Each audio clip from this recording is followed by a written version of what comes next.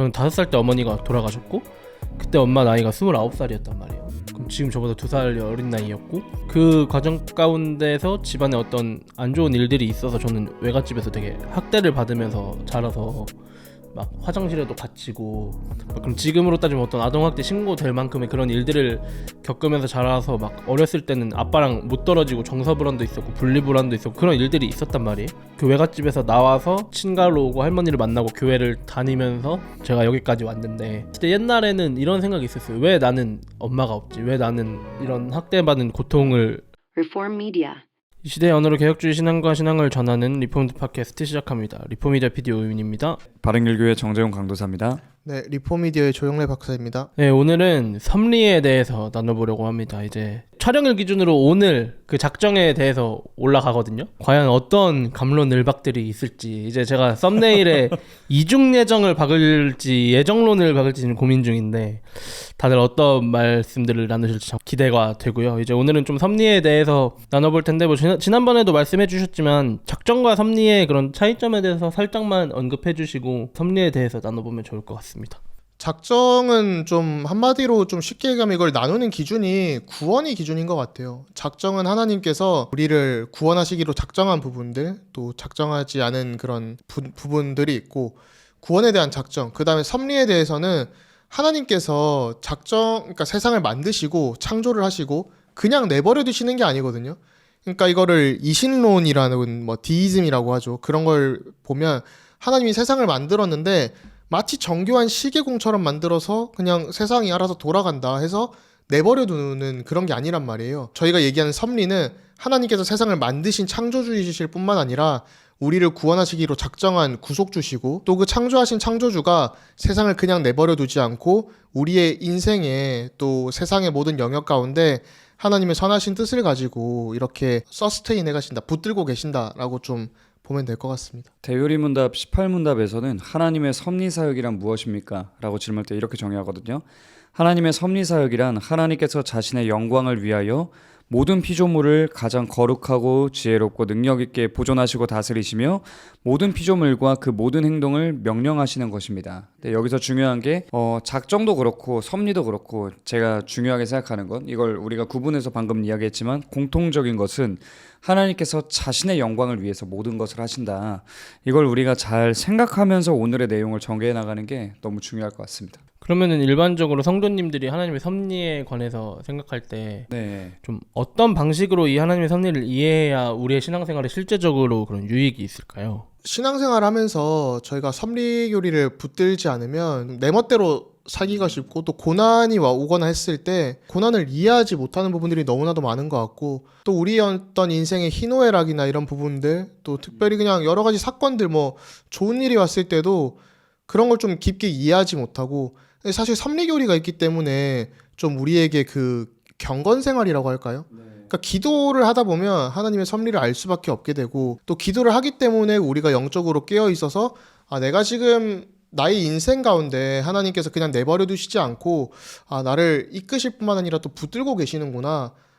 출애굽기에도 그런 표현들이 많이 나오잖아요. 광야 생활을 이스라엘 백성들이 지나가면서 우리의 앞에서 앞서 가시고 또 뒤에서 지켜주시고 또 만나와 메추라기 구름 기둥 불 기둥으로 이렇게 인도하시는 부분들이 다 섭리에 포함하는 건데 그 당시에 특별한 상황에만 인도하시는 게 아니라 우리 일상생활의 모든 영역 가운데 하나님께서 세밀하게 인도하고 계시다라는 걸 좀 우리가 위안을 얻을 수 있지 않나 싶습니다. 성도님들이 이 섭리에 대해서 이야기를 들을 때 많은 경우 머리에서 이해하지만 그게 삶으로 연결되지 않는 경향이 좀 많다고 생각하거든요. 그래서 저는 다른 것보다 성도님들이 이 이야기, 오늘 저희의 주제에 대한 이야기를 들으실 때는 내가 그냥 섭리에 대한 걸 개념화해서 가지고 있는지 아니면 실제 내 삶에서 그게 나타나고 있는지를 좀 돌아보시면 좋겠어요. 예를 들어서 최근에 교회에서 성도님들께 말씀을 나누면서 그 주제로 통제 욕구에 대한 이야기를 나눴거든요. 근데 이 통제 욕구가 내가 내 인생을 뭔가 결정해 나가고 내가 내 삶을 주관해야 된다,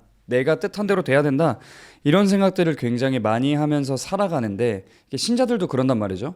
근데 결국에는 이게 저는 하나님의 섭리를 이해하지 못해서라고 생각을 해요. 그러니까 하나님이 모든 걸 보존하시고 다스리시는데 무엇을 위해? 하나님 자신의 영광을 위해. 그렇다고 생각했을 때 우리가 이걸 제대로 인식하면 통제 욕구에 갇힐 수가 없거든요.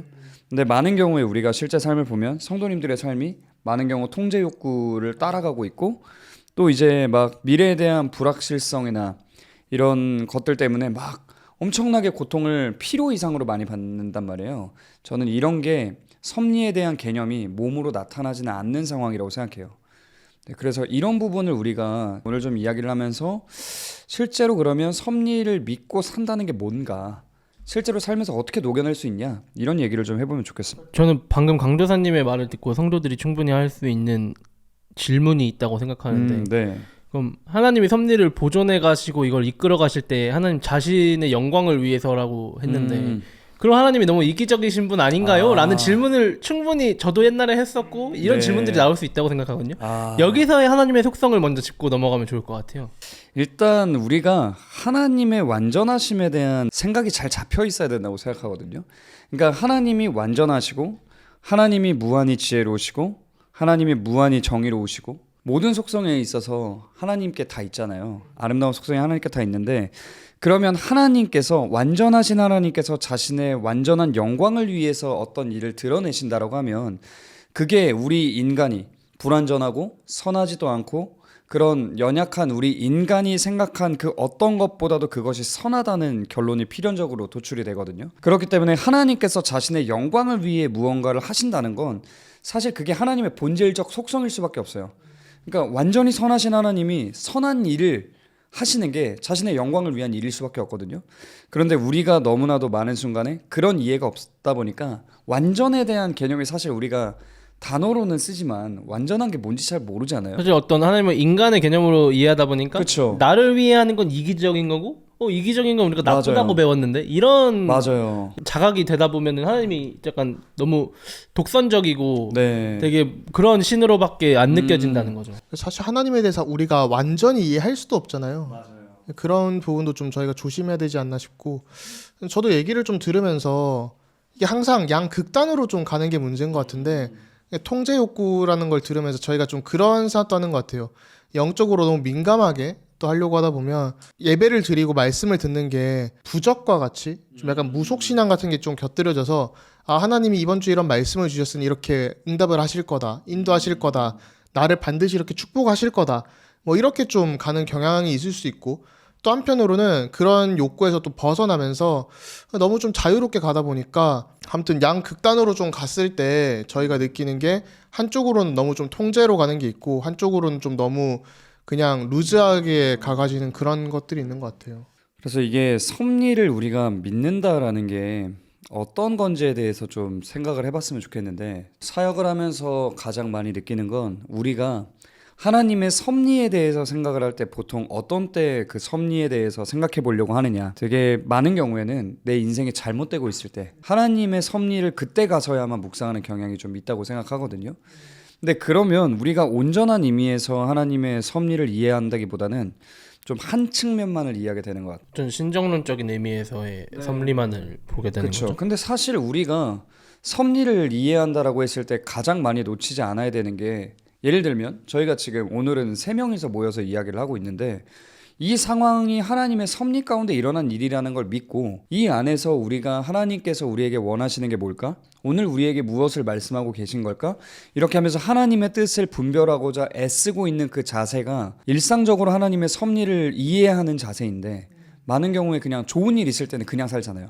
예를 들면 너무 좋아, 그냥 그럴 때는 운이 좋아서 어쩌다 보니까 우연히 이렇게 받아들이다가 갑자기 고통이 찾아오면 하나님이 모든 것을 섭리하신다고 했는데 왜 나에게 이런 일이 왜 찾아왔을까? 나에게 이런 일이, 왜 지금 나에게만 이런 고통이 찾아왔을까?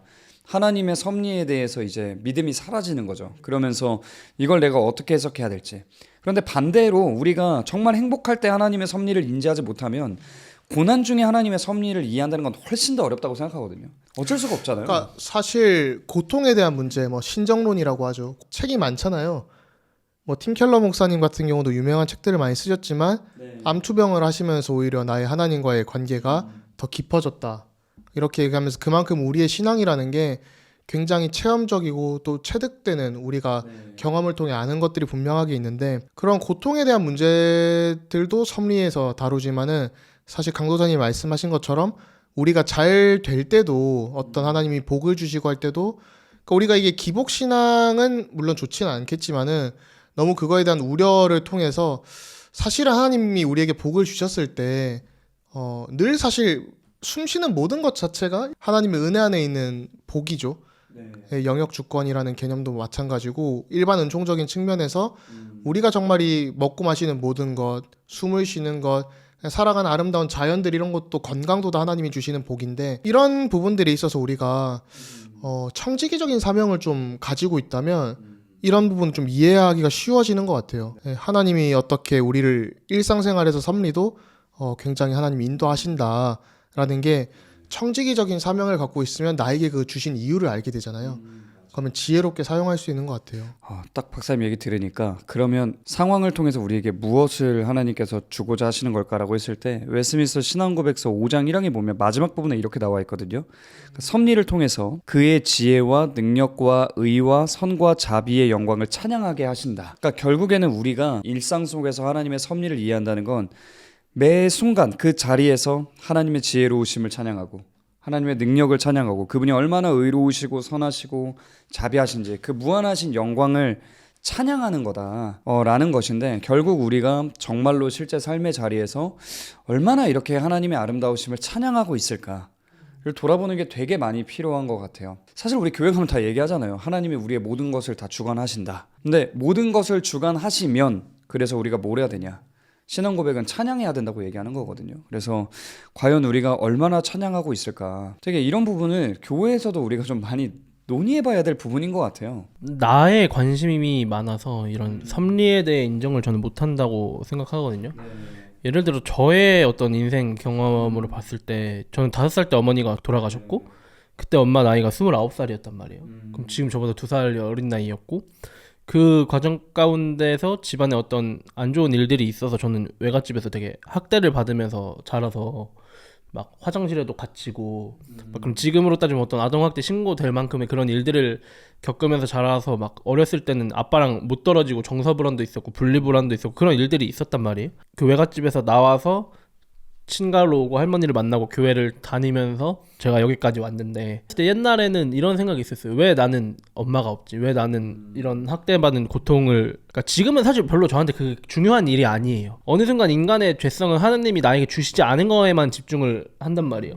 사실 우리한테 가장 큰 선물은 하나님이 어떤 분이신지 안 거고 예수 그리스도를 믿는 믿음으로 구원받았다는 것이 가장 큰 선물인데 그 큰 선물을 받았음에도 뒤로 돌아가서 내가 가지지 못한 것들 내가 받았던 고통들 그 고통들을 해석하기 위해서 예수님이 이 땅에 오시고 삼위 하나님께서 우리의 구원을 보존해 가시는 건데 이 섭리적인 사역을 통해서 우리가 하나님을 바라볼 수 있게끔 만드는 건데 나의 어떠함에만 집중하다 보면 하나님이 주신 거는 이제 뒤로 하고 그냥 나의 어떤 결핍들에만 집중을 하게 되는 거죠. 근데 이 결핍들이 사실 우리에게 가져다 주는 거는 긍정적인 요소들이 하나도 없거든요. 짜증나게 하고 비교하게 하게 되고 다른 사람을 시기하게 만들고 분노하게 만들고 저는 프리랜서로 살고 집에서 이미 독립을 하고 이미 몇 년 동안 이렇게 살면서 제가 요즘 많이 저를 돌아보고 있는 건 제 나이 또래보다 독립도 빨리 했고 이런 일적으로도 독립을 되게 빨리 했는데 이 원동력이 선한 동기가 아니라 분노였다는 걸 요즘 많이 느끼거든요.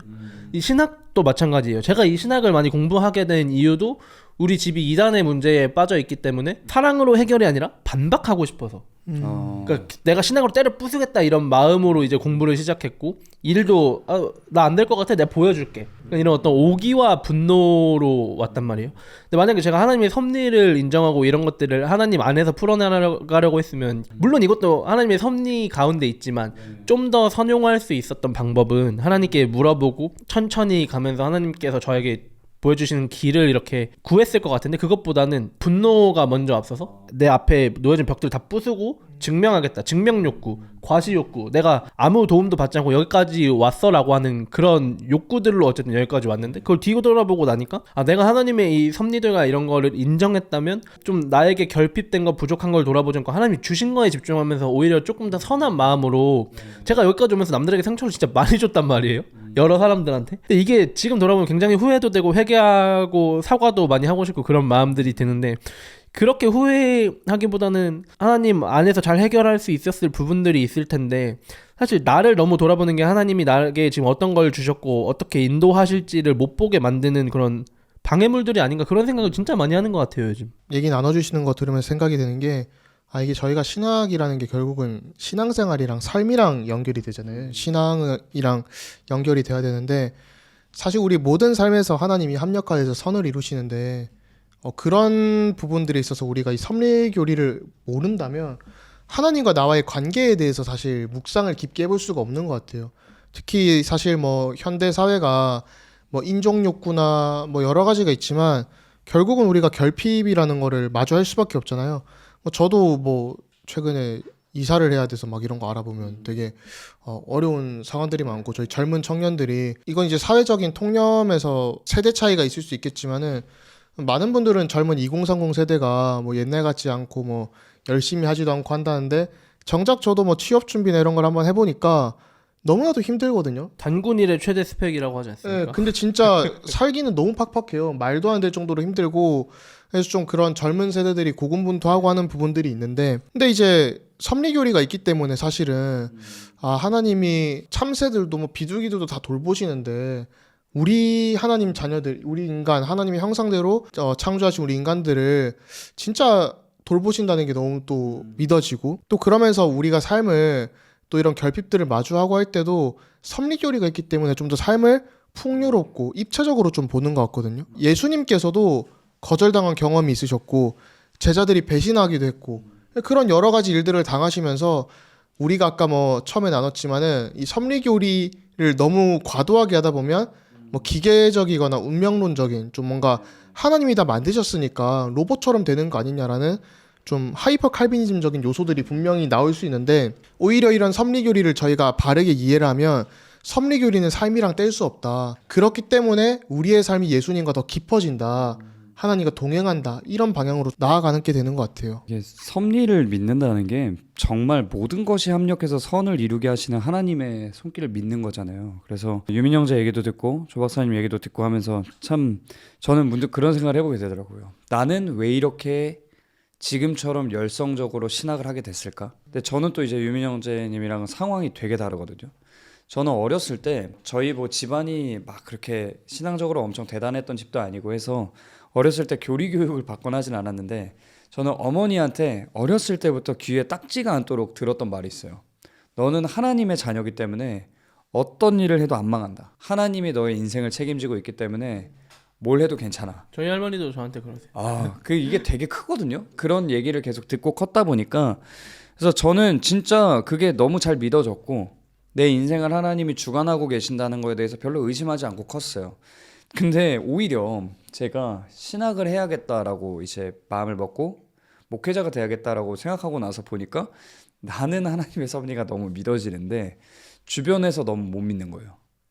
사실 저는 그것 때문에 신학에 더 열의를 갖고 공부할 수 있었거든요. 그러니까 못 믿으니까 하나님이 우리의 삶에 어떻게 역사하시는지가 안 믿어지니까 사람들이 내가 이걸 좀 도와줘야겠다. 근데 생각해보니까 하나님의 섭리에 대해서 저는 또 의심해 본 적이 없는 거예요. 그래서 그럼 내가 좀 더 의심도 해봐야겠다 라고 하면서 이렇게 한 걸음씩 한 걸음씩 걸어 나가다가 보니까 여기까지 왔는데 그걸 통해서 또 느끼는 게 하나님께서 각자에게 다양한 상황을 주시고 다른 환경을 주시지만 정말 합력해서 선을 이루게 하시고 저희가 세 명이 다 다른 환경에서 컸지만 지금 예수님을 사랑하기 위해서 다 같이 발버둥치고 있잖아요. 이런 게 정말 감사한 일이구나. 진짜 하나님의 섭리를 또 찬양하게 만드는 포인트구나. 그런 생각이 좀 드네요. 어떤 신정론적인 문제 앞에서 섭리가 저는 가장 의심이 많이 된다고 생각하는데 어쨌든 저도 부모의 죽음을 경험했고 저희 엄마는 또 안 믿고 돌아가셨거든요. 그렇다면 저한테 이런 질문이 생길 수 있겠죠. 하나님, 저는 이렇게 하나님 사랑하고 개혁주의 신앙을 사랑하고 복음을 전하고 싶은데 왜 우리 엄마한테는 그런 기회를 안 주셨어요? 근데 이게 저는 되게 무의미한 질문이라고 생각하는 게 엄마와의 라포는 엄마가 날 평생 키워줬고 그런 관계 속에서 형성되는 건데 저희 엄마는 저를 낳아줬던 뿐이지 이제 5살 때 돌아가셔서 엄마 얼굴도 기억 안 나고 왜냐면 사진도 한 장 없거든요. 얼굴도 기억 안 나고 그러다 보니까 어떻게 보면은 그냥 입양과 다를 바 없는 그런 느낌이거든요. 할머니한테. 그렇다 보니까 되게 무의미한 질문인데 인간의 죄성은 이거를 거기로 끌고 가는 거예요. 그러니까 난 이미 엄마랑 관계가 없는 사람이 돼버렸고 엄마 얼굴도 모르고 그냥 나를 낳아준 사람인 것만 있는 이유로 일부러 그 상황을 그렇게 해석하고 싶어 하는 거죠. 저는 왜 엄마한테 복음 전할 그것도 안 주셨어요?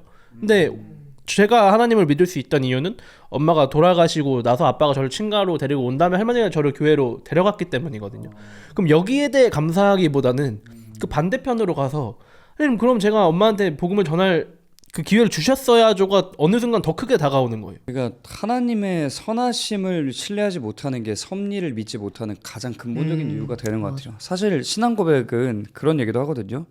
5장 4항에 보면 하나님의 전능하신 능력과 측량할 수 없는 지혜와 무한한 선하심이 그의 섭리에 나타나므로 하나님의 섭리는 최초의 타락과 천사들과 사람들의 모든 죄들에까지 미친다. 그러니까 하나님이 우리가 죄를 짓고 타락하게 되는 거에 대해서도 모르시지 않았다.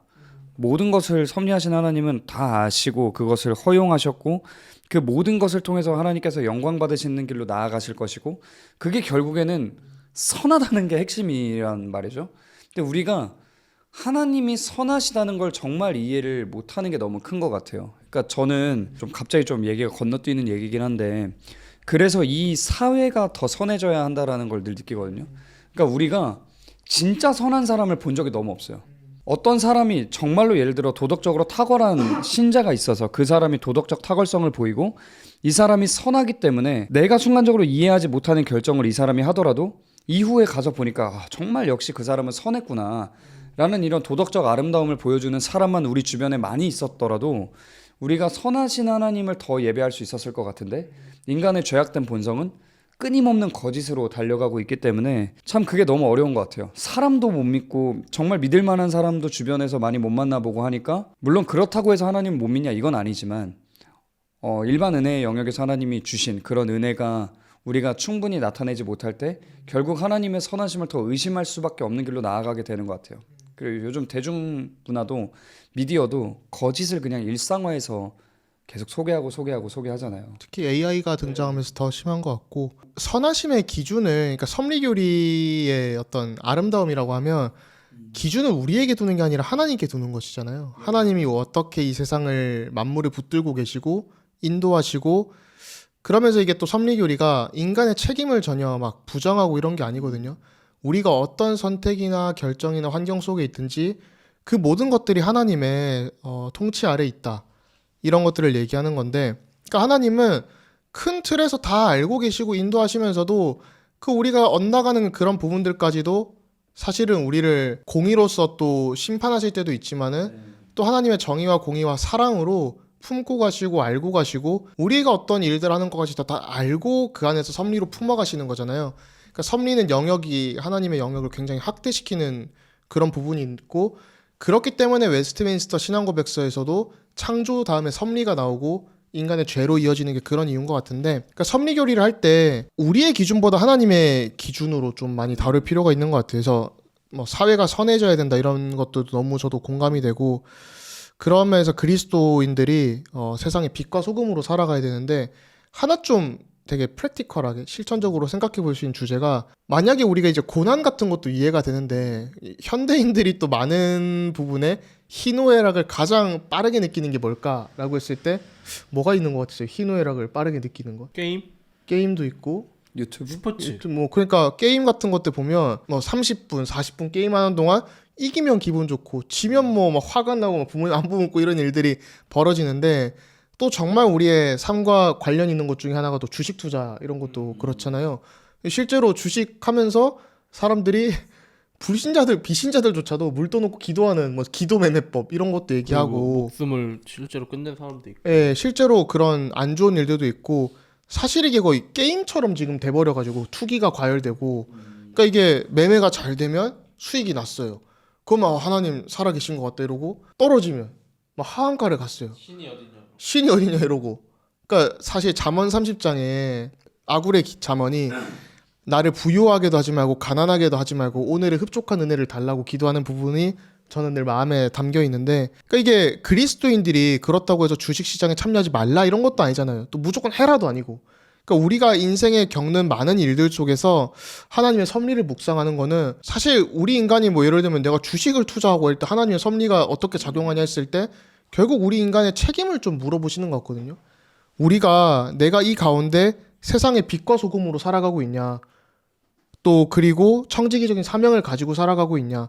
그러니까 이게 단순히 고통이나 잘됨이나 부유함이나 이런 문제에서만 그치는 게 아니라 우리 삶의 많은 부분 속에서 나의 기준으로 두기보다는 하나님의 선하심의 기준으로 두고 여러 일들을 결정하고 해야지 내가 그냥 아무 생각 없이 클릭해가지고 매매하고 했는데 안 되면 하나님 살아있냐 욕하고 잘 돼도 내 실력으로 이런 것보다는 우리가 사실 그런 문화에 너무 많이 노출이 되는 거예요.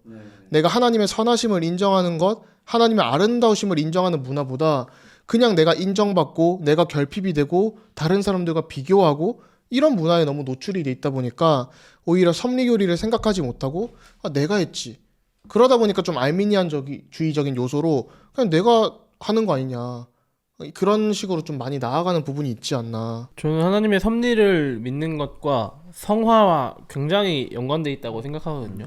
이 사과의 삶을 산다는 건 예수님을 닮아가는 삶인데 이 예수님을 닮아가는 삶은 결국 하나님이 내 인생을 주도권을 쥐고 계시고 모든 주권이 하나님께 있구나라고 인정하는 거잖아요. 계속해서 이 시간이 쌓이고 우리가 말씀을 보고 좋은 양질의 서적들을 보면서 하나님이 이런 분이시구나, 하나님의 속성과 하나님의 위대하심을 바라보면서 그렇게 나아갈 수 있는 건데 한 번에 안 되니까 다들 힘들어하는 것 같거든요. 근데 사실 신앙은 우리가 계속 말하지만 인내의 싸움이잖아요. 계속 이 시간이 쌓여서 하나님이 어떤 분이신지 알아가고 그게 비로소 아름다움이 되고 즐거움이 될 때 우리가 하나님을 더 사랑하고 삼위 하나님께서 우리의 모든 인생 가운데 여정을 함께 하시고 결국 그 구원의 길까지 인도하시는구나를 비로소 바라봐야 되는데 이 과정 없이 나 섭리란 걸 알았는데 내 인생의 어떤 어려움들이나 아픔들을 해석을 하려면 그만큼 성경을 알아야 되고 말씀적인 해석을 알아야 되고 신학을 알아야 되는데 그게 없이 하나님이 나를 인도하신다라는 어떤 명제만 두고 이거를 끼워 맞춰서 해석하려고 하면 해석할 수 있는 게 아무것도 없거든요. 우리의 이 고통이 아까 제가 말씀드린 엄마가 5살 때 돌아가신 거 하나님은 선하시고 하나님이 나를 인도하신다 라는 걸 끼워 맞추면 되게 하나님이 엄청 무례한 신이 돼요. 근데 그게 아니라 우리가 성경 전체를 보고 하나님의 어떤 부분이 선하시고 하나님이 우리를 인도하신다는 게 무엇이고 결국 합력하여 선을 이룬다는 게 어떤 의미인지 깨달을 때 저한테 이런 인생의 사건들을 해석할 수 있는 그런 능력을 주시는 건데 한 번에 뭐든지 나아가려고 하는 게 사실 되게 어렵죠. 그러니까 인생의 사건을 해석한다라는 워딩이 참 섭리교리랑 많이 맞닿아 있고 그것이 우리의 기도 생활과 경건 생활이랑 이렇게 연결된다라는 생각이 드는 게 그러니까 이게 섭리교리를 잘못 해석하면 방임이 되거든요. 한편으로는 너무 극단적으로 그냥 내가 이렇게 하이퍼 칼빈주의적으로 하나님이 모든 걸 하고 있어. 하나님 책임지실 거야는 또 극단적인 믿음이 되고 한쪽으로는 같은 맥락에서 나오는 건데 하나님이 책임지시니까 방임이 돼버리는 거예요. 내가 그냥 이 일상생활을 하나님께 아뢰지 않고 하는 거죠. 그러니까 성경에도 수없이 나오잖아요. 특히 여호수아서 이런 거에도 하나님께 아뢰지 않았기 때문에 일어나는 많은 일들이 발생하잖아요. 그래서 저희가 섭리교리를 바르게 해석하는 것은 아까 말씀드린 것처럼 우리 인간의 기준보다는 하나님의 선하심을 딱 가지고 있어야 되는 것 같고 교리들이나 성경을 좀 읽으면서 또 나의 인생 가운데 벌어지는 일들도 정말 하나님께 좀 아뢰일 수 있는 그런 기준들이 돼야 되지 않나라는 생각이 저희가 여기서 말로는 하나님의 선하심을 두고 하자고 하지만 그게 쉬운 일은 아니잖아요. 혼자 하는 게.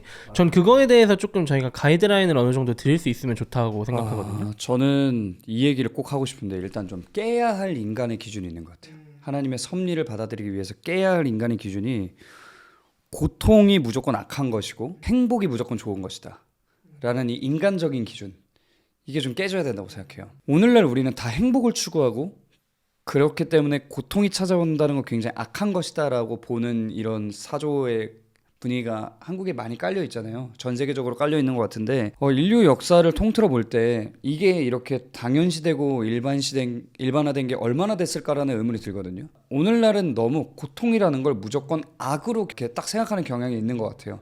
그러다 보니까 우리의 인생에 고통이 찾아오면 하나님이 모든 걸 섭리하신다고 했을 때 하나님이 악해 보이는 거죠. 근데 사실 그렇지가 않잖아요. 우리가 꼭 행복해야 선한 게 아니고 그렇게 치면 우리가 막 마약하고 이게 선이 돼야 되는데 그게 아니잖아요. 그리고 이런 걸 생각하면 우리가 좀 뭐가 문제가 되냐면 하나님께서 우리의 삶에 개입하시고 섭리하셔서 뭘 이루고 싶으신 건지에 대한 이해로 못 나아가게 길을 막아버린다고 생각해요. 웨스트민스터 신앙고백 이제 5장에 보면 이런 내용이 나오거든요. 하나님께서 지혜로우시고 의로우시고 은혜로우신 하나님께서 때때로 자신의 자녀들을 잠시 동안 여러 시험들과 그들의 마음의 부패성에 내버려 두신다고 가르치거든요. 실제로 성경이 그렇게 증언한단 말이에요. 그러면 하나님께서는 왜 그렇게 하시냐? 선하신 하나님이 왜 우리를 고통에 넣으시냐? 라고 했을 때 이렇게 얘기해요. 그리하여 그들의 이런 죄를 징계하거나 그들로 하여금 그들 속에 숨겨져 있는 부패성의 힘과 그들의 마음의 거짓됨을 발견케 하여 그들을 겸손하게 만드신다. 그러니까 하나님께서 정말 선하셔서 우리가 더 악으로 가면, 더 죄악된 길로 가면 고통받을 걸 아니까 막아주시는 거잖아요. 적극적으로 개입해 주시고, 아니야 아들아, 너는 이제 더 이상 이런 길을 살아갈 옛사람이 아니라 거듭난 새 사람이기 때문에 죄의 문제를 너가 더 직면해야 되고, 이 숨겨져 있는 너의 부패성을 끄집어내서 이걸 해결할 때 너가 더 나를 누릴 수 있고 더 아름다운 길로 갈 수 있어 라고 말씀하시면서 우리에게 그런 상황도 계속 허락하시잖아요. 근데 우리가 이런 입장이 없이 그냥 내 인생이 잘 풀리고 잘 돼야만 하나님이 선하시다는 증거다 라고 받아들이는 이 인간의 기준, 이걸 깨지 않으면 우리가 바른 믿음으로 나아갈 방도가 없는 것 같아요. 성경에서 뭐 요셉이나 요나나 욥이나 이런 사람들이 대표적으로 어떤 하나님이 허락하신 고난을 겪고 그 하나님의 언약을 신뢰하게 된 사람들인데, 사실 그 사람들의 인생을 우리가 신앙적으로 받아들이기 뿐만 아니라 살아내야 되잖아요. 맞아요. 그걸 살아낸다는 것은 하나님이 허락하신 이것들에 대해서 너무 고통스럽고 불평만 하는 것이 아니라 여기에 담겨진 이 하나님의 뜻을 바라보는 게 굉장히 중요하다고 생각하거든요. 저도 힘들어요. 저도 고난이 오면 싫고 고통이 오면 싫고, 여기서도 제일 막내긴 하지만 이 나이 또래에 겪어보지 못할 일들을 저도 꽤 겪었다고 생각하거든요. 그런 가운데서 하나님이 저한테 원하시는 게 뭐였을까 생각해보면 그냥 지금 이 자리에서 하나님을 얘기하고 하나님을 얼마나 사랑하는지 우리가 얘기하기 위해서 그런 것들을 저한테 주셨다고 생각을 해요. 궁극적으로는 종말론적인 그런 서사가 있겠지만 지금 이 상태에서 해석하자면 이런 것들을 좀 더 하나님이 주신 복음을 사랑하고 이 말씀을 사랑하고 이대로 살아가길 원하시기 때문에 그런 서사들을 허락하셨구나 라고 해석을 하는데, 위로가 되는 거는 나만 그러는 게 아니라 우리 모든 사람들이 그러고 예수님이 그러셨고 성경에 나오는 모든 인물들이 그런 서사들이 있고 또 그들이 그렇게 했기 때문에 우리도 그렇게 해야만 하는 근거가 되고, 우리가 특별한 게 아니고 모두가 그런 삶을 살아내는구나. 그러니까 사실 나만 힘든 거 아니잖아요. 모두가 다 힘들잖아요. 이걸 특별하게 생각하기보단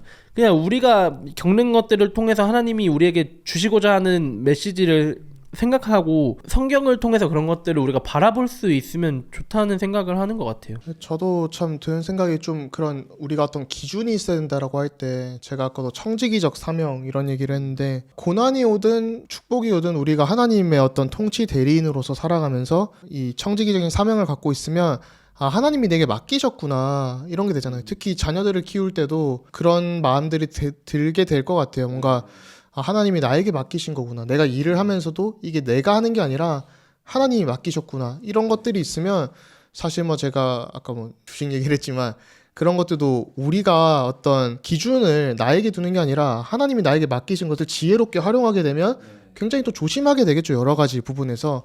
근데 이런 부분에 저는 또 청지기적 사명뿐만 아니라 신앙고백서 얘기해 주셨지만 하이데베르그 교리문답도 되게 도움이 되는 게 1문답이랑 2문답이 이런 문답이잖아요. 1문답이 살아서나 죽어서나 당신의 유일한 위로는 무엇입니까? 답이 이렇죠. 살아서나 죽어서나 나는 나의 것이 아니요 몸도 영혼도 나의 신실한 구주 예수 그리스도의 것입니다. 그리스도께서는 그의 보혈로 나의 모든 죄값을 완전히 치르고 나를 마귀의 모든 권세에서 해방하셨습니다. 또한 하늘에 계신 나의 아버지의 뜻이 아니면 머리털 하나도 땅에 떨어지지 않도록 나를 보호하시며 참으로 모든 것이 합력하여 나의 구원을 이루도록 하십니다. 그러함으로 그의 성령으로 그분은 나에게 영생을 확신시켜 주시고 이제부터는 마음을 다하여 즐거이 그리고 신속히 그를 위해 살도록 하십니다. 여기도 되게 삼위일체적인 요소들이 있는데 또 이 문이 또 되게 은혜되는 것 같아요. 이러한 위로 가운데 복된 인생으로 살고 죽기 위해서 당신은 무엇을 알아야 합니까? 라고 했을 때 답으로 다음의 세 부분을 알아야 합니다. 첫째, 나의 죄와 비참함이 얼마나 큰가. 둘째, 나의 모든 죄와 비참함으로부터 어떻게 구원을 받는가. 셋째, 그러한 구원을 주신 하나님께 어떻게 감사를 드려야 하는가를 알아야 합니다인데, 제 친구 목사님이 웨스트민스터에서 같이 공부하고 필리핀 개혁교회를 하고 있는데, 필리핀 현지인이죠. 현지 개혁교회를 하는데 그런 표현을 늘 쓰더라고요. Guilty sinner, graciously saved, gratefully serving. 그러니까 우리가 너무 비참한 죄인인데 하나님의 은혜로 정말 은혜롭게 구원을 받아서 정말 이제는 감사함으로 섬길 수 있다. 그러니까 이게 섭리교리와 너무 맞닿아 있는 것 같아요. 우리가 하나님의 형상대로 지음받았는데 너무나도 죄인으로서 비참한 상태 속에서 하나님의 놀라우신 은혜로 우리가 구원을 받고 정말 우리가 감사함을 다해서 전심으로 온 마음을 다해 이웃을 섬기고 사랑하고 하나님이 우리에게 주신 모든 것들을, 그거는 여러 가지겠죠. 뭐 건강도 있고 물질도 있고 뭐 너무 많잖아요. 뭐 이웃도 있고 자녀도 있고 뭐 교육 시스템도 있고 우리가 하는 일도 있고, 이런 모든 부분 가운데 감사함으로 잘 섬길 수 있는 게 있는 것 같고, 아까도 얘기하면서 든 생각이, 고난에 대한 반응에는 여러 가지가, 몸에 염증이 생기잖아요. 그거는 이제 어떤 것이 안 좋은 것이 들어왔을 때 몸의 면역 체계가 싸우는 일인데, 그런 걸 통해서도 하나님은 정말 우리의 어떤 하나님과의 교제가 좀 뭔가 일러스트레이션을 잘 보여주시는 것 같아요. 그냥 고난이 들어왔을 때 우리가 그런 것들을 좀 싸워서 이길 필요도 있고 우리의 틀린 욕구들도 싸워야 되고. 특히 섭리교리가 가장 대항을 받을 때가 요즘 같은 시기라고 생각하거든요. 전쟁이 있을 때 신이 있다면은 이런 전쟁들과 이런 뭐 지진, 기근, 자연재해 이런 것들이 왜 있냐, 너무 잔인한 거 아니냐, 도대체 신이 이걸 통해서 보여주고자 하는 게 뭐냐. 근데 지금 이 전쟁이 또 주목이 받는 이유가 이스라엘을 중심으로 하는 그런 전쟁들이잖아요. 네. 사실 그렇다 보면은 이게 양쪽에서 성수기예요 지금. 한쪽에서는 성경의 예언들이 이루어진다라는 그런 측면에서 계속 이걸 해석하고 있고요. 한쪽에서는 그것 봐라, 신이 없다. 이스라엘은 야훼를 믿는 그 유일신을 믿는 대표적인 국가인데 도대체 이들에게 선한 게 뭐가 있다고 신이 이런 전쟁을 주도하겠냐, 이렇게 말하는 사람도 있는데, 사실 이런 시기가 저희가 이런 섭리에 대해 더 바른 정통 교리를 알려드릴 필요가 있는 시기라고 생각하거든요. 네. 왜 신이 존재하면 이런 전쟁이 왜 있고 이런 악한 것들이 왜 있는지. 사실 이게 섭리를 이해하고자 할 때 인간이 가진 가장 큰 교만 중에 하나가 완벽히 이해하려는 마음인 것 같아요. 냉정히 말하면 어떻게 알아요 우리가? 그러니까 하나님이 모든 것을 섭리하신다는 것에서 가장 큰 핵심은 하나님이 무한히 선하시고 무한히 지혜로우시다는 건데, 우리는 선하지도 않고 지혜롭지도 않잖아요. 너무 직설적으로 말하는 것 같지만 쓰레기란 말이에요. 근데 우리가 감히 하나님의 선하신 그리고 완전히 지혜로우신 그 섭리를 판단하겠다고 하는 그 자세 자체가 너무 안타까운 자세인 것 같아요. 사실 우리가 모르잖아요. 사실 이거는 하나님의 어떤 지으신 아름다운 세계를 우리가 파괴하는 행위잖아요. 전쟁이라는 것은 생명을 앗아가고 또 그 다음에 아름다운 건축물이라던가 문화나 자연이나 모든 것들을 파괴하는 행위인데, 저희가 정말 이런 얘기들을 하면서 좀 그런 것 같아요. 하나님의 이 아름다운 세계를 우리가 비참하게 파괴하고 있는 것, 피조 세계를 파괴하는 부분들에 있어서 사실 이게 우리가 죄 때문에 이뤄지는 일이다. 그런 것들도 알아야 되고, 그렇기 때문에 정말 더 영원한 천국과 그런 천국 소망을 갖고 살아갈 수밖에 없고, 강도사님 말씀하신 것처럼 정말 아름다운 하나님의 아름다우심을 더 사모할 수밖에 없는 것 같고요. 한편으로는 이게 또 죄의 문제랑 자연스럽게 다담화해야겠죠. 연결되는 것 같은데, 저희 사전에 좀 얘기를 하면서 타락전 선택설, 타락 후 선택설 이런 걸 논할까 했었는데, 아마 이제 6장에서 그러니까 죄의 문제를 할 때 더 다루겠죠. 근데 아이러니한 게 이게 섭리교리에서 다루거든요. 타락전, 타락 후 선택설을. 제가 알기로 웨스트민스터 신앙고백서 5장에 하나님은 죄를 허용하셨다, permit이라는 단어가 나오는데, 그 부분에서 이제 타락 전에 하나님이 선택하셨냐, 타락 후에 선택하셨냐, 이거는 이제 다음번에 한번 좀 깊게 논해보면 좋을 것 같고, 그런 것처럼 하나님은 아름다우신데 우리 인간의 죄성 때문에 자꾸 파괴되는 일들이 벌어진다라는 게 좀 중요한 것 같아요. 그러니까 하나님의 섭리를 믿는다고 할 때 조 박사님이 얘기하신 것처럼 우리가 이 인간의 전쟁이나 이런 것들이 하나님의 피조 세계를 훼손하고 있는 일들이잖아요. 그런데 우리가 섭리를 믿는다는 게 이 와중에서 뭘까라고 하면, 하나님이 반드시 그런 인간의 악함까지도 합력해서 선이 되게끔 하시고 하나님께서 예비하신 예정하신 모든 일들을 아름답게 이뤄가시는 여정에서 분명히 쓰신다는 걸 믿는 믿음이라고 생각하거든요. 그래서 신자들은 이런 전쟁이나 이런 상황들이 생겼을 때 정말 겸손히 기도해야 된다고 생각해요. 하나님께서 이 상황을 통해서 나에게 무엇을 말씀해주고 계신 걸까? 이런 고군분투함 없이 그냥 하나님이 선하신데 왜 이러지? 라고 생각하고 그냥 지나가는 태도가 되게 하나님 앞에서 오만한 태도인 것 같거든요. 그래서 우리가 많이 기도해 보면서 정말로 이런 문제를 하나님 앞에서 우리가 어떻게 생각해야 될까? 이런 믿음의 씨름이 좀 많이 필요한 것 같아요. 그게 또 사실은 이제 섭리교리가 저희가 이제 그닥 크리스천이니까 그리스도인들이니까 이걸 좀 덜 민감하게 볼 수도 있을 부분이긴 했는데 현대 사회에서 섭리교리가 좀 직면하는 문제 중 하나는 진화론인 것 같아요. 섭리교리를 붙들면 필연적으로 우연은 없다라는 거를 좀 알게 되는데 저희가 창조 얘기할 때 진화론과 진화 이론을 좀 구분할 필요가 있다라고 했었잖아요. 근데 이 무신론적 진화론들은 우연이라는 거를 해서 우연히 이 세상이 생겨났고, 그러니까 이게 에피소드를 좀 저희가 잘 연달아서 보셔야 되는 게 개혁주의 안에서 진화라는 거를 허용을 한다 하더라도 우리 신앙에 큰 영향이 안 간다라고 얘기를 해도 그게 우리가 진화론을 주장하는 게 아니거든요. 분명하게 무신론적 진화론과 과학적 견해로서의 진화 이론을 구분을 한 건데 진화론을 따라가면 필연적으로 나오는 게 그 랜덤 뮤테이션이거든요. 뭐라지 무작위적 돌연변이죠. 그러니까 무작위적 돌연변이를 필연적으로 저희가 거부하는 거죠. 그러니까 도킨스의 주장들인 거잖아요. 네, 그러니까 이게 저희가 어떤 섭리라는 걸 하면 우연히 뭔가 일어나는 게 아니라 그러니까 우리가 예를 들면 여러 가지 사건들이 있을 수 있어요. 이 책을 보시면 됩니다. 마침 있네요. 이기적 유전자. 예. 제가 보던 거. 예. 그래서 이런 부분들에서도 우리가 우연히 없이 살아간다는 것은 하나님의 어떤 주권과 섭리 속에서 모든 것이 우리의 삶이 있구나 하는 걸 좀 볼 수 있는 것 같아요. 그래서 저는 좀 섭리에 대해서 이야기하면서 제가 성경을 읽을 때 많이 고민하는 부분이 하나가 있는데요. 그 얘기를 좀 나누고 싶어요. 우리가 성경을 읽을 때 너무 쉽게 넘어가는 경향이 있다고 생각하거든요. 그래서 절과 절 사이에 있는 내용들을 이해하기 위해서 성경 66권이라는 큰 틀 안에서 경건한 상상력을 좀 발휘해야 된다는 생각을 해요. 그러니까 우리가 왜 많은 신자들이 하나님의 섭리를 믿지 못할까라고 했을 때 성경 속 인물들과 나를 너무 다르게 봐서라는 생각도 좀 들거든요. 그러니까 앞에서 아까 유민 형제가 아까 전에 얘기했지만 뭐 요셉의 이야기나 이런 내러티브들을 보면 이 사람의 믿음이 굉장히 대단해 보이기만 하고 넘어가는 경향이 좀 있다고 생각해요. 근데 사실 성경은 어떤 절과 어떤 절 사이에도 이 안에도 며칠이 들어있을 때도 있고 몇 년일 때도 있죠. 몇 년일 때도 있고 심지어 몇십 년일 때도 있단 말이에요. 이 사이에 일어난 일들에 대해서 우리가 너무 관심 없이 그냥 성경의 어떤 사건만을 읽고 넘어갈 때가 너무 많지 않나? 라는 생각이 들어요. 막 불필요한 상상을 해서 막 뭘 지어내야 된다 이런 얘기를 하는 건 당연히 아닙니다. 그러나 우리가 좀 상상이 필요하다는 거예요. 과연 요셉은 그 안에서 보면 요셉이 끊임없이 하나님의 섭리를 믿고 일어선 모습이 기록되어 있는 건 사실이에요. 그런데 요셉도 하이델베르크 요리문답에서 아까 살펴본 것처럼 어차피 죄인이에요.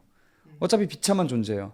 근데 과연 그 요셉이라는 사람이 그 기간 동안 노예로 있었던 그 기간 동안 한 번도 하나님의 선하심을 의심하지 않았을까요? 전 똑같이 의심했을 거라고 생각하거든요.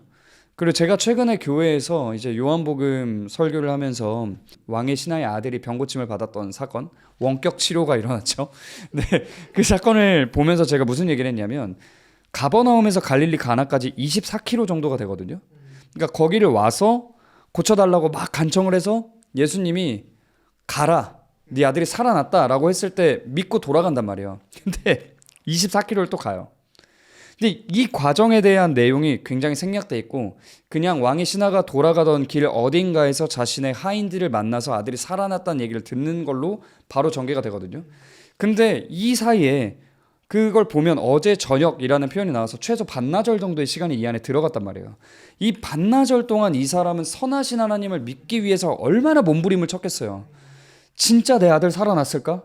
예수님이 이렇게 말씀하셨는데 지금처럼 카톡으로 하는 것도 아니고 그것도 아니고 영상통화도 안 되고 막 차가 있어서 빨리 갈 수 있는 것도 아니고 그 여정을 걸어가면서 얼마나 하나님의 선하심에 대해서 고민하고 고심하고 진짜일까? 진짜 살아났을까? 갔는데 죽어있으면 어떡하지? 얼마나 그 믿음에 씨름하면서 그 안에서도 계속 예수님이 하셨던 말씀, 네 아들이 살아났으니까 가라. 그래, 살아났을 거야. 아니면 어떡하지? 아니야, 살아났을 거야. 이런 믿음의 씨름이 얼마나 많이 있었겠어요. 우리가 뭐 합격 카톡 그런 문자 받는데도 며칠을 맞아요. 이렇게 이거 붙어야 되는데 그러니까 계속 말이야. 이렇게 하는데 그러니까 우리가 결국 믿음이라는 게 보이지 않는 것을 믿는 믿음이잖아요. 성경에 보면 모든 믿음, 예수님께서 요구하시는 모든 믿음은 보지 않고 믿는 건데 우리는 하나님께서 앞으로 하실 일들을 보지 못했기 때문에 어쩔 수 없이 그 안에서 믿음의 씨름을 해야 된단 말이에요. 그런데 자꾸 우리가 성경 속에 있는 믿음의 인물들은 나와는 좀 다르게 굉장히 특별한 믿음을 가졌던 사람으로 치부하고 위인전 같이 보는 거잖아요. 위인전처럼 보고 이 사람은 이런 믿음이 있었지만 난 안 돼. 그 사람도 안 되고 나도 안 되는 거거든요, 원래. 근데 우리가 자꾸만 그렇게 그 사람과 성경 속에 대단해 보이는 인물과 나를 구분해서 보고 이 사람은 그런 믿음이 있는 특별한 사람이었으니까 하나님의 섭리를 믿었지만 난 못 믿겠는데 어떡하라고. 이런 자세를 취하는 일이 너무 많은 것 같아요. 근데 이걸 좀 깼으면 좋겠어요. 이게 아니다. 그러니까 제가 얘기를 들으면서도 드는 생각이 사실 이게 굉장히 입체적이잖아요. 제가 어제 이제 최근에 이제 좀 만난 목사님 중 한 분이랑 저랑 라포가 비슷한 게 하나 있어가지고 인생의 궤적이 좀 비슷한 부분이 있어서 얘기를 나누는데 그런 얘기 하더라고요. 그런 경험들이 되게 사람을 또 어떤 사건을 입체적으로 보는데 도움이 되는 것 같다라고 하셔서 참 큰 위안을 얻었죠. 이제 왜냐하면 저랑 비슷한 과정을 겪으셨으니까. 근데 이제 그런 부분들이 되게 큰 위로가 되잖아요. 그러니까 저희가 어떤 겪는 인생의 많은 일들이나 사건들이 하나님의 섭리 안에서 지금은 우리가 이해가 안 될 수 있는데 왜 이런 어려움들이 찾아올까 할 때 정말 다른 사람들에게 오히려 참 위로가 될 수 있고 진짜 우리가 알지 못하게 하나님이 역사하시는 걸 좀 많이 보는 것 같고요. 또 그런 의미에서 저희가 한편으로는 이게 섭리교리가 있다고 해서 우리가 죄를 합리화시켜서는 안 되잖아요. 그렇죠. 입체적으로 본다는 말은 정말 성경 인물들도 여러 가지 고군분투를 하고 했는데 그냥 우리 인생에 그냥 딱 한 줄로 그렇게 정리가 될 수 있는 부분들이 대부분 없잖아요. 섭리 교리를 붙잡는다고 해서 우리가 웨스트민스터 신앙고백서도 그 하나님이 허용하신다 이런 게 나오는데 진짜 우리가 죄와 싸워야 되는 이유, 그러니까 섭리 교리가 있기 때문에 사실 기도를 할 수 있다는 것은 하나님의 뜻을 아뢰는 것 자체가 우리의 기도고 또 사실 그게 영적인 싸움이 되는 거거든요. 근데 우리가 이 부분에서 하나님이 어차피 붙들고 계시니까 내가 막 살아도 되고 죄를 지어도 되고 방종해도 되고 어떻게 하나님이 선하신 뜻으로 가겠지. 저는 분명하게 얘기할 수 있는 거는 우리가 그런 방종 속에 산다면 하나님은 절대로 역사하시지 않을 뿐더러 최근에 저도 좀 많은 책들을 읽은 부분 중에 알렉산더 꼼리의 그 Distinctive Marks of Saving Faith라는 게 있어요. 구원 얻는 믿음의 특별한 표징이라고 표지들이 나오는데 그 알렉산더 꼼리라는 신학자가 굉장히 그런 구원 얻는 믿음에 대한 강조를 많이 했거든요. 우리가 구원 얻는 믿음을 가지고 살아가는 사람들에게 섭리교리가 너무나도 크게 다가오는 것 같아요. 그래서 우리의 신앙생활 속에서 하나님이 분명히 우리의 마음을 움직이시고 또 그런 부분 가운데서 내가 방종하고 뭐 율법이 없다 뭐 이러면서 살아가는 게 아니라 하나님께서 나의 삶을 선하게 이끄신다는 것을 보려면 정말 우리가 이 섭리교리는 신앙생활을 더욱더 붙들어주는 것이지 우리 신앙생활을 뭐 한쪽으로 뭔가 눌러서 이쪽 방향으로만 해야 돼서 뭔가 좀 극단적으로 하이퍼 칼빈주의적으로 가거나 아니면 방종으로 가거나 이런 게 아니라는 거죠. 그러니까 죄를 정당화하지 않는다. 이게 분명한 것 같아요. 이게 율법 폐기주의적인 요소들이요. 이렇게 말하면 너무 극단적으로 보일까봐 좀 우려가 되고 누가 오해하실까봐 걱정은 되는데 저는 오히려 율법 폐기주의는 성경 66권이라는 렌즈 안에서 쳐다봤을 때 하나님의 섭리 속에서 그 사람이 유기되었다는 증거라고 생각해요. 말이 안 돼요. 그러니까 진짜 섭리 가운데서 하나님의 백성으로 부름받은 자녀는 절대 율법 폐기주의가 될 수가 없어요. 왜냐하면 하나님을 너무 사랑하는데 성경을 보면 하나님이 죄를 얼마나 미워하시는지를 알거든요. 근데 내가 그분께 사랑을 입었는데 내가 사랑하는 그분을 바라봤을 때 하나님이 나의 죄악됨을 정말 미워하시는구나. 예수님이 십자가를 보면 하나님이 그 십자가에서 공의를 만족시키시는 여정에서 보이신 그 죄에 대한 저주의 크기가 너무 무섭거든요. 그걸 보면 예수님의 십자가를 보면 하나님이 죄를 얼마나 미워하시는지를 진짜 막 이렇게 살이 떨리게 느껴진단 말이에요. 그러니까 하나님을 사랑하는데 하나님의 법을 사랑하지 않는다는 게 되게 말이 안 돼요. 상충적인 거거든요. 그러니까 사실 우리가 결혼하고 이제 유민 형제도 곧 결혼하지만 우리가 내 아내를 사랑할 때도 이 사람의 법이 있어요. 그렇잖아요. 원래 다 법이 있어요. 지켜야 할 선이 있고 넘지 말아야 할 사람만의 기준이 있는데 이 사람을 너무 사랑하면 내가 다 이해가 되지 않아도 이 사람의 삶에 나를 맞추게 돼 있어요. 아니 사람한테도 그렇게 하는데 완전하신 하나님이 세워놓으신 그 질서와 법이 얼마나 아름다운데 내가 그걸 이해를 얼마나 하느냐가 전 그렇게 중요한지 잘 모르겠어요. 내가 예를 들어서 뭐 어떤 계명에 대해서 너무 동의가 되진 않아. 근데 하나님이 그걸 정말로 원하신다는 걸 성경을 통해서 알았으면 저는 그냥 내 생각을 거스르는 게 하나님을 향한 사랑이라고 생각해요. 솔직히 우리가 성경에 나와 있는 모든 율법을 보고 막 너무 좋아요. 누가 그러겠어요. 돼지고기 먹지 마라. 감사합니다 할렐루야 뭐 이렇게 하진 않을 거 아니에요. 그러니까 이제 물론 우리는 뭐 그런 구약의 음식법을 따르는 사람들이 아니지만 어찌됐건 우리가 신약 시대에 살아가면서도 여전히 우리의 심기를 건드린다고 할까요? 우리의 마음을 불편하게 만드는 게 너무 많아요. 사실 하나님 외에 다른 걸 섬기지 말라는 이 10계명의 첫 시작부터가 우리를 거슬리게 만들어요. 그렇죠. 뭐 엄격한 안식일주의로 따지면 전 안식일주의자도 아닐 뿐이고. 네. 그러니까 근데도 우리가 하나님을 사랑하면 율법 폐기론적인 길로 절대 갈 수 없다고 저는 확신하거든요. 무엇보다 십자가를 안 바라본다는 게 말이 안 되는 거죠. 맞아요. 여기서 더 중요한 건 저희가 남들에게 섭리교리에 대해 설명할 때 이제 어떤 사람이 아픔과 고난에 처했는데 네. 너 이거 하나님의 섭리 가운데 있는데 못 믿어? 약간 욥의 친구들 같은 태도가 나올 수도 있잖아. 전 그것도 조심해야 된다고 보고. 제일 위험하죠. 이제 지난주에 저희 교회 설교가 사람들을 비판하고 판단하고 또 권면까지 한 번에 세트로 했던 설교였는데 우리가 누군가한테 사랑이 담긴 권면을 할 때 목사님이 앞에 했던 말씀과 똑같았어요. 사람들을 입체적으로 봐야 한다. 그 사람의 상황과 환경과 지금까지 네. 있었던 경험들이 있기 때문에 우리가 어떤 한 측면만 보고 말하기보다는 입체적으로 보고 그 사람에게 가장 잘 맞는 그런 것들로 권면을 해야 하고 저희 목사님이 굉장히 좋은 게 이제 저희는 멤버십 처치니까 세가족 교육이나 그런 것들을 하잖아요. 이제 양육하는 방식을 보면은 다 다르게 하시더라고요. 사람마다. 보통 교회는 프로그램이 짜져 있어서 뭐 신앙고백서를 가르치고 이렇게 나아갈 텐데 그 사람에 맞춰서 네, 예를 들어 저 같은 경우는 저 앉혀놓고 신앙고백서 얘기하자고 하면은 이제 별 의미가 없어지거든요. 저는 외민주의자에서 이제 넘어가는 와중에 저 혼자서 이게 맞는지 안 맞는지 공부를 해야 할 시간이 필요한데 누군가 앉혀놓고 이거를 말하자면 이제 토론밖에 안 되니까 이런 것들에 있어서 저를 입체적으로 보고 네. 저에게 맞는 그 세가족 교육의 방식을 해주시고 그런 권면들도 해주시고 네. 그런 것들을 보면서 우리가 사람을 입체적으로 보고 어느 한 단면으로 이 섭리에 대해서 얘기하는 게 아니라 네. 솔직히 처음에 섭리에 대한 얘기 할 필요도 없거든요. 저도 공감 잘 못하지만 공감도 해주고 위로도 해주고 그런 과정들 속에서 점점 이런 유대 관계가 생기면서 결국은 그래도 우리가 힘들지만 하나님의 섭리를 믿고 의지해서 나아가 보자. 네. 만약에 누군가가 저희가 어렸을 때 와가지고 너 하나님이 섭리야 엄마 돌아가신 거 이랬으면 되게 정신 나가는 얘기잖아요. 끔찍하죠. 네. 네. 생각만 해도 되게 끔찍하잖아요.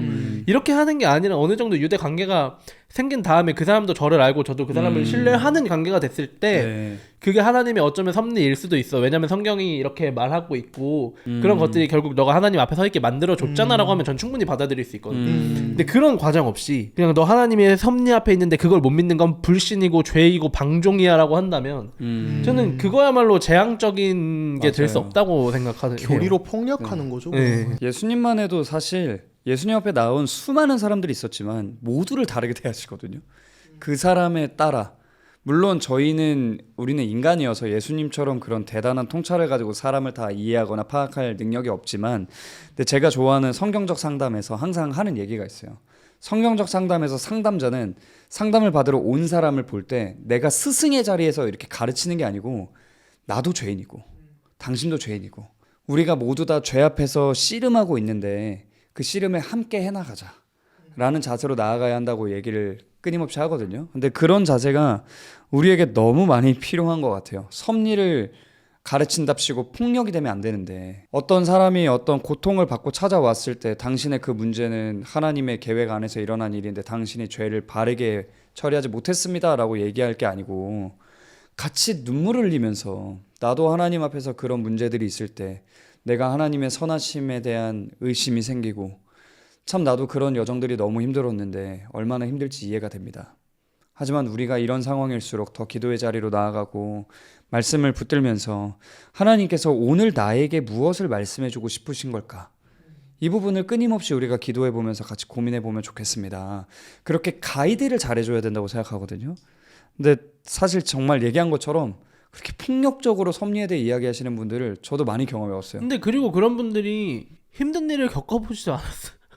그러니까 이게 사실 사람이 꼭 힘든 일을 다 겪어봐야 얘기할 수 있는 건 아니지만 그쵸. 그런데 저는 이제 이게 너무 좀 그런 얘기일 수도 있겠지만 특히 목회자분들이 인간에 대한 이해를 갖기 위한 고군분투가 좀 많이 필요한 것 같아요. 동의합니다. 근데 저는 이제 대학에서 원래 전공을 했던 게 연기다 보니까 제가 사실 목회자가 될 줄 몰랐죠, 그 당시에. 정말 몰랐는데 근데 그 당시를 돌아봤을 때 저한테 정말 유익했던 건 뭐냐면 저는 그 당시에 고전을 진짜 많이 봤어요. 어쩔 수가 없어요. 연기과에 가면 셰익스피어 열심히 읽어야 되고 모르면 대화를 못 해요. 왜냐면 다 그런 고전부터 해서 자연스럽게 그리스 철학적인 얘기들도 나올 수밖에 없고 약간 바빙크 모르면 대화 안 되는 거랑 똑같나요? 그런 느낌이죠. 그래서 이제 저는 이제 입시 준비를 안 하고 연기과를 입학을 했어요. 그러니까 갔는데 그냥 감으로 연기를 했는데 입학해서 가보니까 동기들은 다 너무 이런 베이스가 탄탄한 상태로 온 거예요. 그래서 저는 급하게 막 고전을 열심히 읽으면서 막 철학 책도 많이 그 당시에도 읽었고 심리학 책도 막 읽었고 인간이 뭔지를 너무 모르겠는 거예요. 근데 그렇게 공부를 하고 나서 제가 정말 열심히 공부하고 깨달은 건 하나였어요. 인간은 너무 복잡하다. 근데 우리가 이런 여정이 없이 너무 인간을 단순화시켜서 이렇게 하면 죄, 이렇게 하면 뭐 괜찮아, 이렇게 하면 이렇게 바꿔야 돼, 이럴 때는 이렇게 해야 돼. 너무 RPG 게임 같다고 할까요? 그러니까 인생을 너무 단순한 공략집 하나를 딱 갖다 놓으면 이걸로 해결할 수 있는 것처럼 보는 경향들이 교회 안에서 많이 좀 나타나는 것 같아요. 그래서 우리가 좀 더 인간을 더 깊이 알기 위해서 좀 부단히 노력해야 되지 않을까 그런 생각이 듭니다.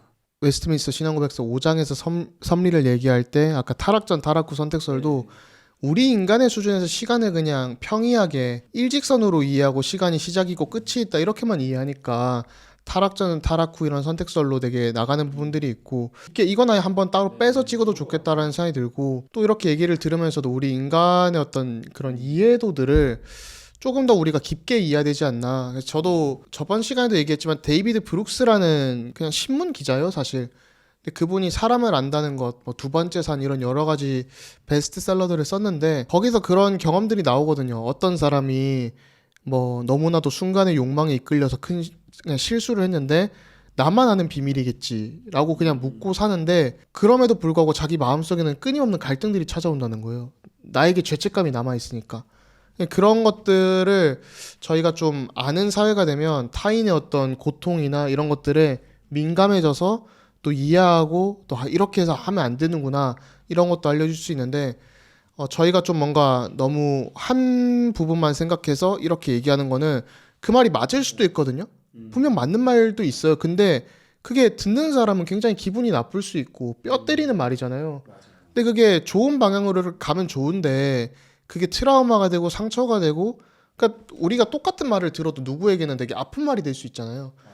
또 그런 면에서 한번 또 다뤄보면 좋을 주제가 그러면 우리가 이게 그리스도인으로서 살아가는데 섭리의 영역에서 뭐 케어의 영역에서 뭐 신방이라던가 그런 것도 케어의 일종이니까 그런 영역에서 반려동물의 활용이라든지 활용은 아니죠. 반려동물을 어떻게 다 키워야 되는지 이해할 것인가? 것인지에 대해서나 뭐 아니면 뭐 여러 가지 저희가 다룰 수 있는 얘기들이 많은 것 같아요. 뭐 특히 또 상담학을 하시니까 저희가 상담에 대해서 어느 정도까지 할 수 있는지 이런 것도 얘기할 수 있을 것 같고 또 뭐 사실 지금 섭리 얘기하면서 또 드는 생각이 우리가 이게 기도의 자리로 나아가는 게 중요하잖아요. 근데 기도의 자리로 나아가는데 최근에 좀 안타까운 부분들이 나를 위해 기도하는 컨텐츠들이 조금 저는 안 좋다고 생각을 해요. 그러니까 좋은 부분도 있는데 뭐 방송이나 미디어나 쇼츠나 이런 부분들에서 기도문을 그냥 읽어주고 뭐 당신을 위해 기도해 드릴게요 뭐 이런 얘기를 하는데 저는 사실 그게 내가 하나님과 그 대면하는 자리로 나아가는 부분에 있어서 상당한 걸림돌이 된다고 생각을 하고 그게 저는 말씀에 대한 믿음 없음이라고 생각하거든요. 로마 가톨릭도 네. 그러진 않아요. 그러니까 로마서 8장 26절에 이런 말씀이 있어요. 이와 같이 성령도 우리의 연약함을 도우시나니 우리는 마땅히 기도할 바를 알지 못하나. 뭐라고 얘기하냐? 우리는 우리가 뭐라고 기도해야 될지도 모른다는 거예요. 근데 이렇게 이어서 얘기해요. 오직 성령이 말할 수 없는 탄식으로 우리를 위하여 친히 간구하시느니라. 그러니까 이게 무슨 말이냐? 우리가 기도할 바를 알지 못할 때 사람한테 매달려봤자 그 사람도 모른다는 거예요. 그러니까 진정으로 우리에게 필요한 기도가 뭔지, 지금 우리에게 무엇이 필요한지 그거는 우리의 머리털까지 다 세신 바 되신 하나님께서, 성령 하나님께서 아시고 우리를 위해 친히 간구하고 계신다라고 얘기를 하는데, 우리가 이런 이해가 없이 섭리의 과정 속에서 이 상황을 판단할 능력도 없으니까 자꾸 그런 대신 기도해 주시는 분들, 이런 분들을 찾게 되는 게 아닌가, 너무 안타까운 마음이 듭니다. 그만큼 사실 많은 분들이 기도가 필요하고 그런 것들을 얘기하는데, 우리가 그렇다면 사실 섭리교리를 다루다 보면 그렇잖아요. 우리가 왜 기도해야 되냐, 하나님이 책임지시는데. 근데 우리가 그 기도하려는 그 자리로 나아감으로써 하나님이 우리를 오히려 더 붙드시는 것을 더 깊게 네. 체험하고 그 신앙이 나의 신앙이 되어지는 부분들이 있는데, 그런 의미에서 또 그런 기도 컨텐츠들이 진짜 순수하게 기도만 하면 모르겠어요. 근데 상업화되어지고 맞아요. 그런 부분들이 굉장히 위험하다라는 생각이 들고, 저는 그런 게 오히려 기독교 신앙을 저해시키는 좀먹는 거라고 생각을 합니다. 기도를 함으로써 하나님의 뜻을 바꿀 것만 같은, 원래는 A로 갔어야 되는데 내가 기도해서 B가 됐다, 약간 이런 느낌이 드니까 사실 저희한테 거부감을 주는 것 같기도 하고요. 특히나 이런 섭리나 작정, 어떤 우리의 인생에 관련된 교리잖아요. 이런 것들을 전할 때 우리가 그것을 우리 스스로 해석할 때는 하나님의 사랑의 관점에서 해석해야 되고, 계속 얘기하다 보니까 든 생각인데, 이거를 누군가한테 전할 때는 또 이웃 사랑의 관점에서 전해야 되는 것 같아요. 결국 여기서 중요한 건 예수님이 우리에게 주신 새 계명, 하나님을 사랑하고 이웃을 사랑하는 것, 이 두 가지의 사랑이 우리한테 공존해 있어야지 이 교리를 참되게 전할 수 있다고 생각하거든요. 그러니까 섭리와 작정을 논쟁적인 교리로 생각하는 게 아니라, 하나님이 이만큼 우리를 사랑하시기 때문에 우리에게 작정하셨고 우리를 섭리 속에서 보존시키시고, 하나님이 당신을 그만큼 사랑하시기 때문에 이거를 하나님의 사랑 안에서 이해해야 한다, 당신을 입체적으로 보고 우리가 이 섭리와 작정을 해석할 수 있다, 이거를 이웃 사랑의 관점에서 해줘야 되는 것 같은 생각이 계속해서 드는 것 같아요. 그 신자들이 섭리를 이해한다면 저는 그리고 되게 사랑스러워진다고 생각해요, 사람 자체가. 왜냐면 우리가 이렇게 되게 우연히 만난 것처럼 저희가 만나서 팟캐스트를 시작했잖아요. 우연이 없잖아요. 그러니까 하나님께서 우리 각 사람을 이렇게 모아서 이루고자 하시는 일이 있었기 때문에 우리를 이곳에 모으셨다는 걸 생각하면 한 분 한 분이 너무 소중한 거예요. 하나님이 정말 특별한 의도를 가지고 모아주셨어. 근데 그 하나님이 너무 아름다우시고 놀라우신 분인데 그분이 모아주셨네. 하나님의 엄청난 뜻이 있겠거니, 이런 마음을 받아들이면 과연 내가 앞에 있는 사람들에게 함부로 할 수 있을까? 그럼 우리는 자연스럽게 이웃사랑의 길로 나아갈 수밖에 없다고 생각하거든요. 그래서 우리가 그런 인식을 갖고, 이게 섭리라는 게 논쟁적인 게 아니라, 정말 얘기해 주신 것처럼 논쟁적인 게 아니라 우리의 삶을 정말 아름답게 만드는 교리이고, 우리가 시시각각 어떤 변화를 맞이하든 그곳에서 선하신 하나님을 발견하게 만들어주는 정말 너무 귀한 교리다라는 생각이 들어요. 뒤에 구원론 쪽 하면 또 얘기를 할 부분이겠지만, 교리를 나누면서 논쟁적인 그런 부분들보다 신앙생활이잖아요, 사실. 그걸 좀 더 알면 좋겠다 싶은 게, 아르미니안이 맞니 칼빈주의가 맞니 이런 걸로 싸우고 변증하는 것보다는, 예수님이 우리에게 주신 사명은 교리로 싸우라는 게 아니었잖아요. 교회 안에서는 사실 더 화합을 하고 연합을 하면서도 세상으로 나아가고, 정말 저기 복음 들을 사람들, 진짜 하나님 없어서 죽어가는 저 죄인들 살리라고 외치라고 하신 얘긴데, 그 사람들 회개하라고. 물론 저는 교리적 정밀성이나 이런 것들 되게 중요하게 생각을 합니다. 그러면서도 그럼 마지막으로 좀 항상 이 섭리 문제에 대해서 고민하시고 힘들어하시는 분들이 계실 텐데, 좀 그런 분들을 위해 한마디씩 하고 오늘 방송 마치는 게 어떨까 싶습니다. 섭리의 문제로 고민하고 계시는 분들이 지금 이 영상을 보고 계시다면 다른 것보다는 고통 중에 있어서 고민하실 것 같다는 생각이 들어요. 그래서 그런 분들께 꼭 하고 싶은, 해드리고 싶은 말은요, 여러분은 지금 이 순간만을 보고 살아가고 있지만 우리의 주인 되시는 하나님께서는 처음과 마지막이시고 알파와 오메가이시기 때문에, 모든 것의 시작과 끝이시기 때문에 모든 시간을 한 번에 보시고, 그리고 우리의 미래, 여러분의 미래의 가장 아름다운 일을 하나님께서 예비해 놓으셨다. 그리고 그곳을 향해 여전히 이끌려 가고 있다는 걸 믿는 게 섭리를 믿는 믿음이다라는 말씀을 드리고 싶어요. 그래서 우리는 사실 얼마나 같잖아요. 눈앞에 있는 현실밖에 못 보고, 당장 10만 원이 어쩌네 저쩌네 가지고도 막 전전긍긍 하는 게 우리의 연약함인데, 하나님 다 아시고 그러면서 우리를 이끌고 이끌어가고 계시잖아요. 그래서 그 하나님을 바라보고 믿으면서 아까도 제가 얘기했지만 흔들릴지라도 저는 신자는 흔들리면서 가는 존재가 신자라고 생각해요. 흔들리지 않을 수 없어요. 그러나 흔들리는 와중에도 모든 것을 섭리하시고 주관하신 하나님을 바라보면서 걸어가는 게 신자다.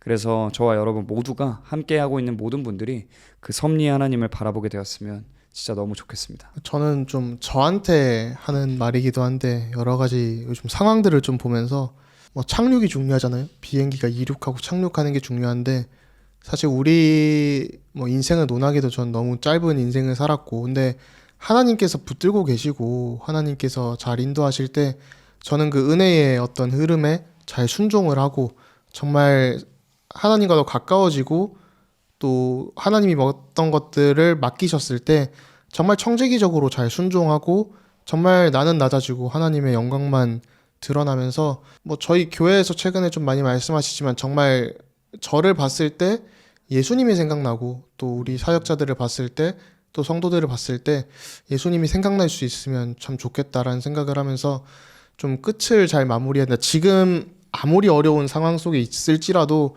사실 결국 끝이 중요하기 때문에 정말 저희가 그런 종말론적인 소망이죠. 근데 또 그것도 하나님이 붙들어 주실 거라 믿어요. 그래서 저희는 그걸 잘 붙잡고 가면서 저는 늘 그게 마음에 좀 있거든요. 뭐 너무 사역자적인 생각일 수 있지만 모든 성도에게 적용되는 것 같아요. 천국에 갔을 때 예수님이 우리를 맞아주시면서 정말 수고했다 내 종아 딱 이런 말 듣는 게 저의 작은 소망인데 정말 우리가 이 땅에 살면서 정말 하나님과 더 가까워지고 청지기적인 소망을 가지고 살게 된다면 내가 지금 아무리 어떠한 역경이 있고 어떠한 축복을 받아도 그걸 잘 활용할 수 있고 또 이걸 잘 이겨낼 수 있다라는 생각이 많이 듭니다. 저는 어떻게 보면 이 성경 그리고 우리의 구원과 종말이 뭔가 세상에서 공개된 스포일러 중에 가장 위대하고 큰 스포일러라고 생각하거든요. 근데 우리는 영화마저도 이 스포 당하는 거 싫어하잖아요. 이 과정과 결말을 알고 싶은데 이 결말을 알면은 이 과정이 재미가 없으니까. 제가 생각했을 때 저는 진짜 그런 종말 마지막 날 그리고 우리가 함께 살게 된 하나님 나라에 대한 위로로 이 현세적인 위로까지 같이 받거든요. 네. 저는 좀 유독 이게 잘 되는 사람인 것 같아요. 근데 우리가 신적인 스포일러를 안다면 어찌 보면 그 날에 이 과정들이 중요해지지 않을 수도 있다고 생각하거든요. 그래서 정말 내가 구원받은 신자라면 저도 힘들고 다 힘들잖아요. 살아가는 건. 네. 그렇지만 이게 중요해지지 않는 순간이 온다는 걸 기억하고 이 모든 과정이 거기로 가기 위한 하나님의 섭리라는 걸 좀 인정하고 받아들이는 자세가 우리에게 필요하지 않나. 물론 저보다 힘든 일 겪으신 분들 당연히 많고 네. 저보다 가정 안에서 어려운 일 겪으신 분들 굉장히 많겠지만 저희가 그분들을 다 이해할 수도 없고 헤아릴 수도 없겠지만 하나님이 헤아려 주시고 그 과정 가운데 그 마지막 날에 잘하였다 충성된 종아라고 하실 그 하나님의 신적인 위로에 우리가 좀 더 소망을 품고 살아가면 되지 않을까 싶습니다. 참 저희가 이런 교리들을 다룰 때 마지막에는 실천적으로 끝나서 굉장히 좋은 것 같은데요. 앞으로도 저희가 이런 외민신앙고백서를 다루면서도 너무 교리적이지 않게 너무 사변적이지 않게 이렇게 성도들에게 실제적으로 어떤 도움이 되고 위로가 될 수 있을지 많이 나누는 리폼드 팟캐스트가 되도록 하겠습니다. 네, 오늘도 긴 시간 들어주셔서 감사합니다. 네. 감사합니다.